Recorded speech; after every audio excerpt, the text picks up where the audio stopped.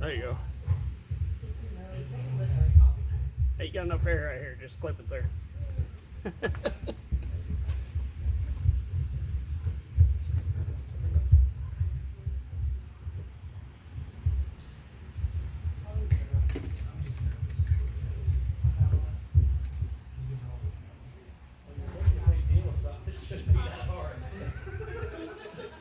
Say it. I put it back exactly where it was this time. Thank you, Jesus. Alright. Romans 12:11. It says, not lagging in diligence, fervent, having or showing great warmth or intensity of spirit, feeling enthusiasm. In spirit, serving the Lord. I added that, the having, showing great warmth or intensity of spirit. That's what I wanted to talk about this evening. So when God told me let's talk about this, it's one of those things where it's probably one of the things,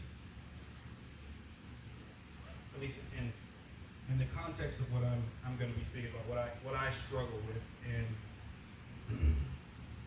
what that is enthusiasm. So I'm going to break down this verse one more time. It says, never lagging, I'm using a different version now, never lagging behind in diligence. Diligence is careful and persistent work of effort. Glowing in the spirit, aglow is the word that they use. Huh? 11. Aglow in the spirit, enthusiastically, having or showing intense and eager enjoyment or interest serving the Lord. So we live in a world that is against Christianity, that is against Christ.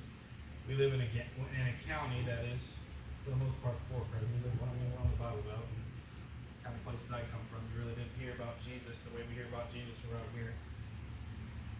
And some of the struggles that we battle on a day-to-day basis is we face dullness in our walk, laziness. We get caught in a routine. You're in a routine, and you're seeing the same thing over and over and over, and it's hard to get excited. This is something I think that, I don't know. I guess like I said, this is something for sure me. When God said, "Yeah, talk about this," I guarantee you, some of these people they worship a little bit more excited than I do. So it's hard for me to stand up here and tell people, hey, get excited. I don't know. Maybe he just got me up here to talk to me. Don't start excited. Whitney? No, you. Poor body, brother. Little body. Body of Christ, we're one. Thank you. I struggle with that.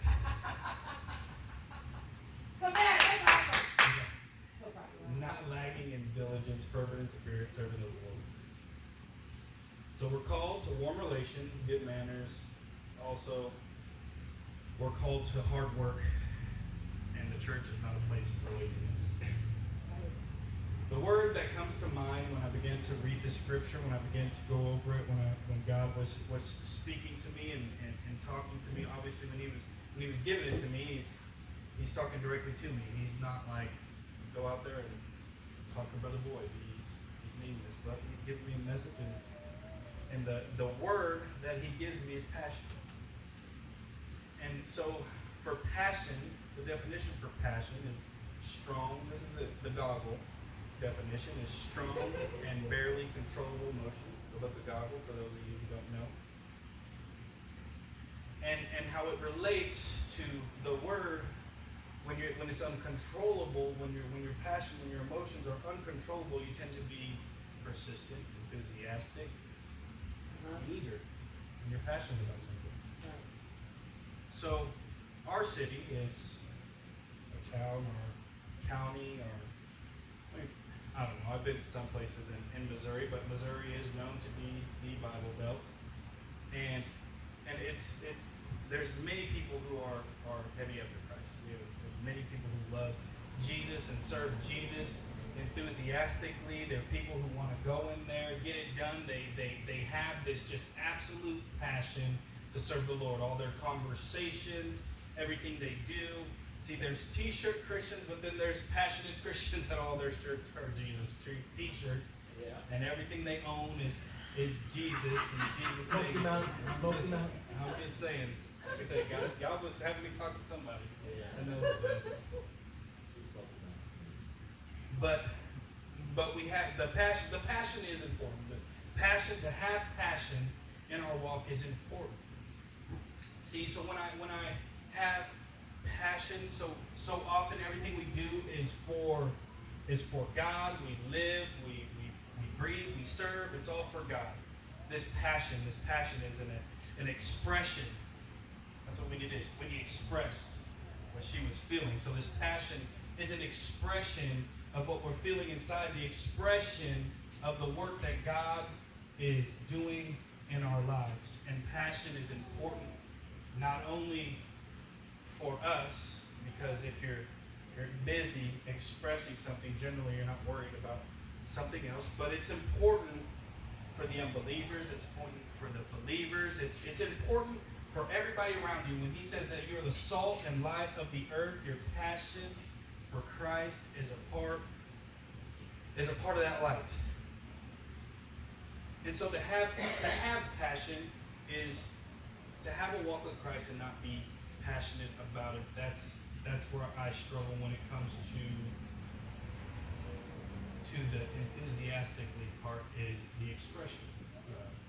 Don't necessarily express it with us little thing. Really, it's just, we're not here for you. We're here for you guys.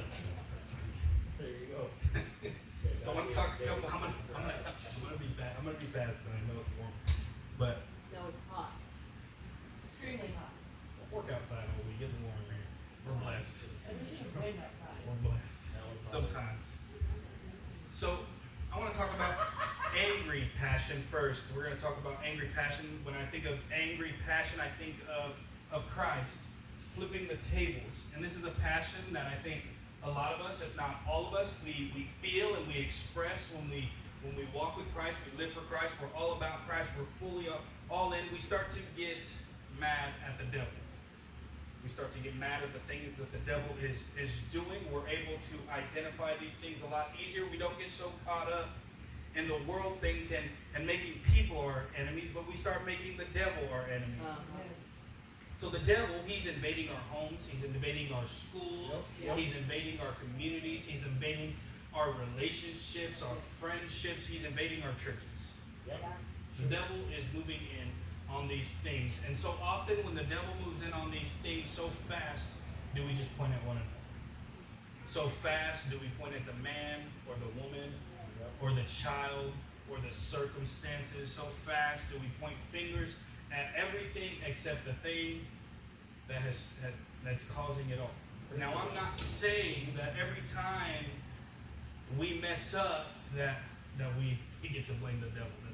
That's not what I'm saying. But what I'm saying is when our schools are telling our children that they can be girls if they want to, and they get counseled.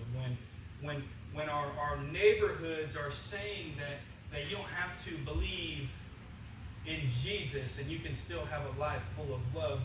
When our court systems have judges and politicians and everything else, that all they're trying to do is serve man, and when I say man, the people that are above them, to chase after their positions. They're not out there to seek true justice. See, Christ gives us justice, but these politicians, the ones that are out there serving the devil, those are the ones that are not living for God. Our relationships, when we start having problems in our relationships, and instead of acknowledging the fact that the devil has got a foothold on us over something simple, over a mess or finances or something that God already said that he would provide, the devil starts to come in and starts to whisper in our ears and show us things that makes us doubt that God is going to work on our behalf. To have passion, to be angry at the devil for those things. Now that's the passion that we should all have. We have passion, but it's not always pointed at the devil, that anger, passion. And so as we go forward and we start to stomp on the devil, we start having passion on defeating him. That passion, that anger passion. See, when Jesus went in, Jesus flipped tables. And sometimes what we need to do is we need to look into ourselves and flip some tables. Yeah. Sometimes we need to uncover some things that aren't of God, and sometimes we need to accept these things. I know a lot of us, all of us, and hopefully all of us, we want to believe that we are doing every last thing that we can to live for God, but the reality is sometimes the devil moves in on our lives, ever so slightly, over small little things. Right. Like Whitney said that she crashed her car one time ago, that she would have been a wreck. Things like that. The devil's like, you're never going to come back from this. It's the first party you have in a long time. You're never going to come back. This is going to destroy you. You're stuck wherever you go. Now Sister Alice is going to be your Uber. Sister Alice loves you, so she'll go do it. But we begin to flip the tables. We begin to flip our own tables, and we begin to point our anger at the devil. And when we start pointing the anger at the devil, we start to obey God. Resist the devil, and he shall flee. We begin to pray when our schools start getting invaded by these things. We begin to pray for our leaders. When our neighborhoods start telling us these things, we begin to pray for our neighbors, and we begin to go out and live for God enthusiastically. When our court systems start to fail us, we begin to pray for them. When our relationships start to get infested by the devil's works, we begin to pray over our spouses, pray with our spouses, pray with our friends, instead of rejecting our friends and our spouses because they're not as holy as we begin to pray for them. We begin to get closer to them, because obviously if they're not where they need to be, they need more Jesus. And if we're getting to a point where we start to reject other people, we need more Jesus. Amen. Come on. When our churches start to get invaded by the devil, people influenced by the devil, then they're right where they need to be. The church is for the sick, but those people, they come in. And this is why unity in a church is so important, is because when the devil starts to work in a church, it doesn't cause division amongst us. Because we work as a body. When we get here, somebody turns the music on. Somebody cleans every week. Somebody turns the TVs on.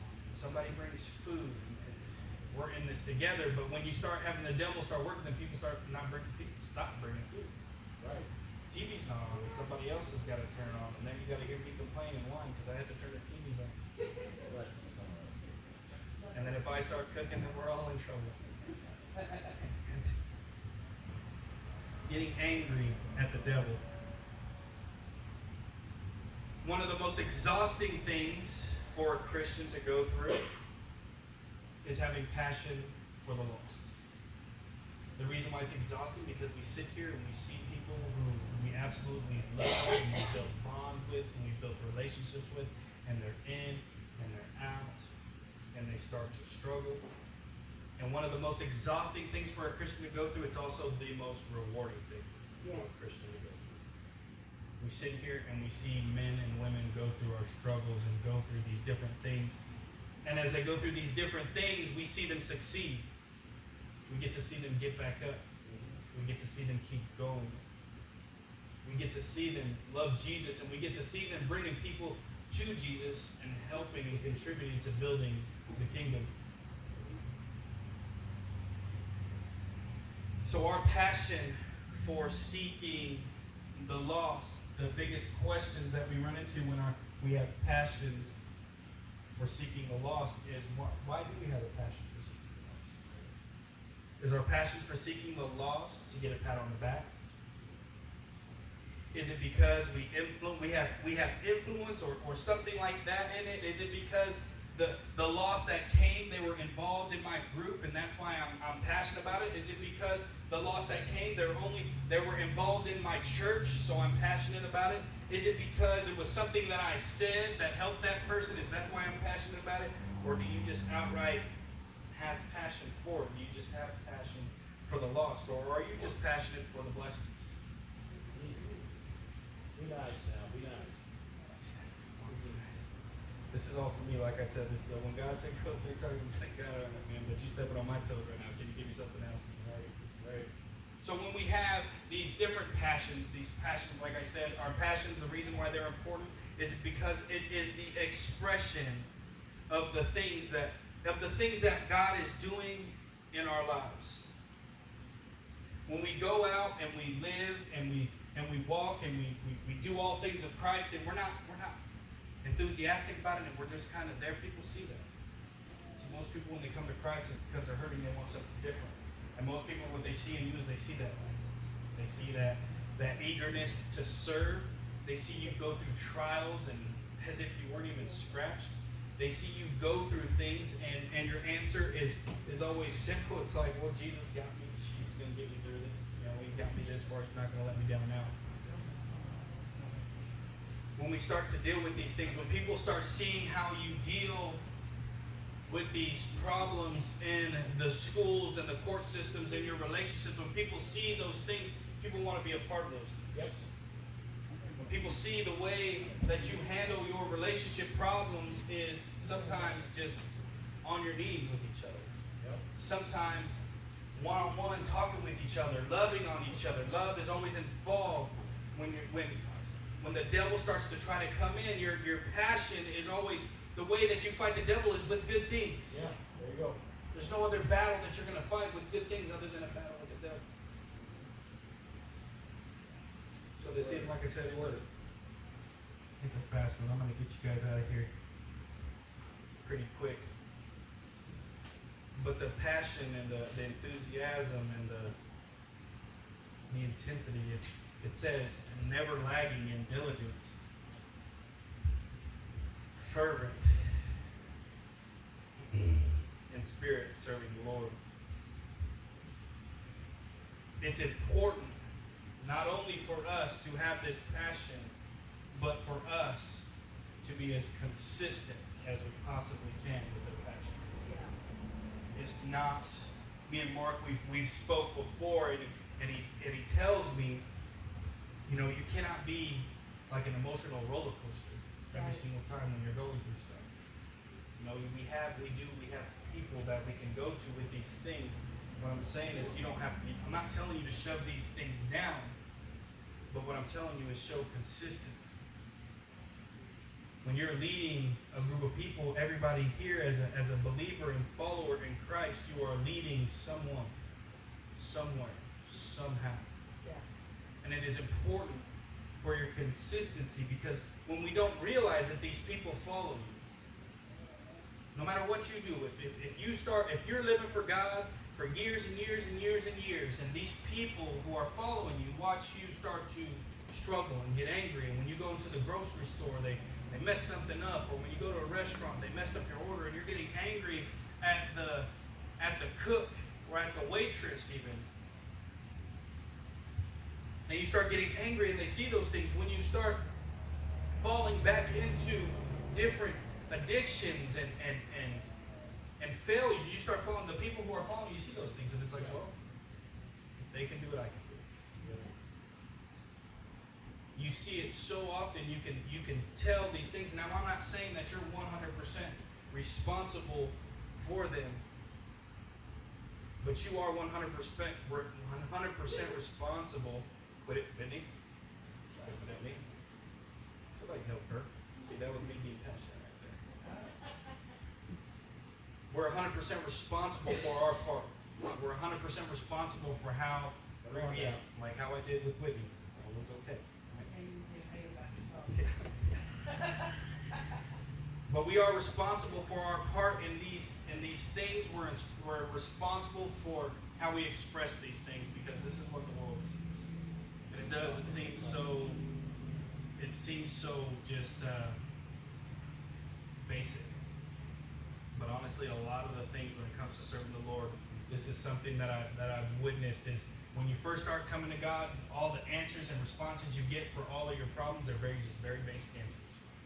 Then you get to the middle, and you're breaking it down, and you're giving them all these applications and all these things, and well, then you start going to people who've been in church their whole life, and the answers become basic again. It's like, this is where we got to get to. It's like, well, give it to God. Have you prayed about it yet? The reality of it is those are the answers, the basic things, and having passion consistently, lagging not in diligence, being persistent in how we serve God. When you go and you seek the lost, and you're moaning and groaning and in a mood because you have to get up out of bed, people aren't going to want to be around you. Right. But when you go and serve people, and you go into the people who ain't listen to you ever, but you're still going, if you're going and you go to them with a smile and they still not listening to you, they'll keep coming back, and sooner or later something's going to happen. God will make them move. Sure. Right, right. See, we love God so much, and we live for God, and sometimes, see, when people are disobedient, God will make a move in their life because we are obedient. Right. Sometimes that's what we pray for. We just pray, God, break that person. That's why it's always important. Marcus said it, that at least one person praying for you. It's always at least one person praying for you. And if there's not, then you got to be that one person for that person. Always pray. This evening I don't have a whole lot, man. God's blessed us a lot, honestly, this week. He gave me this, but he just kind of really he opened up my eyes. He opened up my eyes to some things that I often forget about. But you know where we've come from, where we are today, in the last year, and I'll speak about it probably every 6 months for the rest of till I die, because it was awesome. This is probably a little bit off subject, but it's what I've thought about all week long, and it's given me some passion. I mean, we had some baptisms this week and everything, and it just, I mean, where we were almost a year and a half now. Crazy. It is. We didn't even have water. Jesus, we got water now. When it gets a little hot, people start rhyming. At least we got water. No, it is hot in here. You want to preach next? But it's awesome where God has taken us today, and if you are struggling with your passion, everybody here has pretty much been here for a while now, except for Mark, I guess. He's new. Everybody's been here for a while. Welcome, we love you. And we've all got to see the amazing, the miracles that have happened over and over. And we're by far the biggest church, not the biggest church. We are not the biggest church, but man, we have some big miracles here. Yes, we Some do. crazy things have happened over the last year and a half, Yep. and it's very easy to get not have the enthusiasm, because the reality of it is when you're in a big crowd and you get to be a part of those big crowds, the reality of it is it's like going to a stock pond. You know, you fish, and it's always nice catching fish. It's always good to catch fish. And when you're out here and you don't know where the fish are sometimes, and you're trying to get things done, and it's difficult, but you have a eagerness for it. But God keeps delivering them to us. He's given us a handful of Caleb for sure. Amen. But he's blessed us, and it's just been awesome. We've gone through some things in this church to the point where it's literally like a family. You have your ups and downs with your family. Yeah. You know, and we've been blessed to be able to go through those things together and still be together. Right. There's a lot of things that have happened that can be bad for people who don't have Jesus. When those things start to come, like I was talking about, the devil starts to come, it invades our church and our families and all those things. And when those things happen and you don't have Jesus in the center of it, those things get destroyed. Right. But the devil, it didn't work here. Absolutely. And we keep serving, and we come back stronger, and we've been made better for it. There's places that cancel church because there's no air conditioning.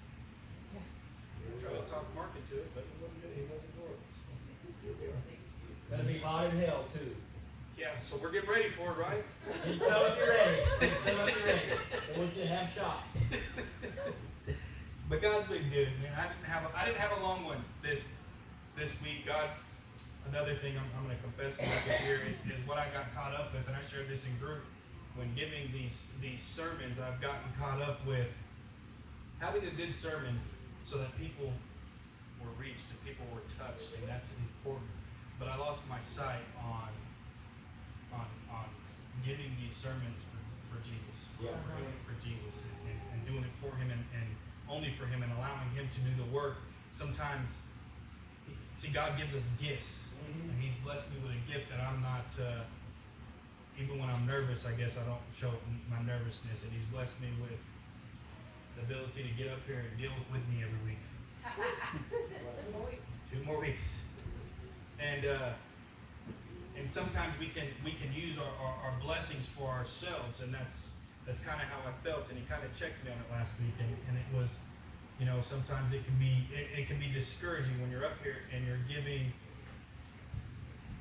preaching sermons and there's no response. That you can see. There's no response that you can see, and it's difficult. And when you're giving sermons, you talk to people on a day-to-day basis, and you hear how critical they are on preachers. And when I say how critical they are is when they correct preachers on things and say this, and this, and it's like you have no absolute, but you hear that. And these are the kind of people that, I'm not saying, hopefully not many of you guys are like this here, but it makes you nervous when you get up here and you speak. Because you want to come correct.